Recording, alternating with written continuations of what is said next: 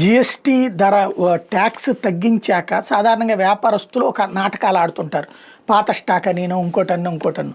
అయితే జిఎస్టీ ఫలాలు సాధారణ ప్రజలకు అందాలన్నటువంటిది ప్రభుత్వ సంకల్పం. అందుకనినే ప్రతి సంస్థ కూడా తన వస్తువు గతంలో ఎంత ఉంది, ఇప్పుడు రేటు ఎంత తగ్గబోతుంది జిఎస్టీ అనేటువంటిది ఖచ్చితంగా 2 ప్రధాన పత్రికల్లో అడ్వర్టైజ్ చేయాలి. అది కూడా ఏదో చాటుమాటు పత్రికల్లో కాకుండా రీడర్షిప్ ఎక్కువ ఉన్నటువంటి వాటిలో ఫోకస్ చేయాలని ఆదేశాలు ఇచ్చింది.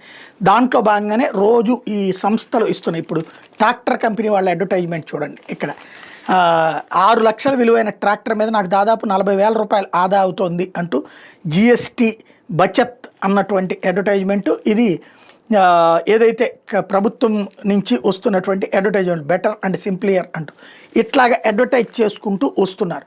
అదే సందర్భంలో స్వయంగా నరేంద్ర మోడీ కూడా ఏ వస్తువుల ధరలు అన్నటువంటిది నిర్మలా సీతారామన్ వీళ్ళందరూ చెప్పుకొస్తున్నారు.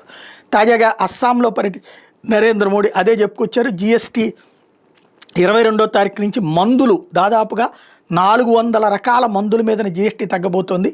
భారీగా మందుల ధరలు కూడా తగ్గబోతున్నాయి అన్నటువంటిది ఎక్స్ప్లెయిన్ చేసుకొచ్చారు.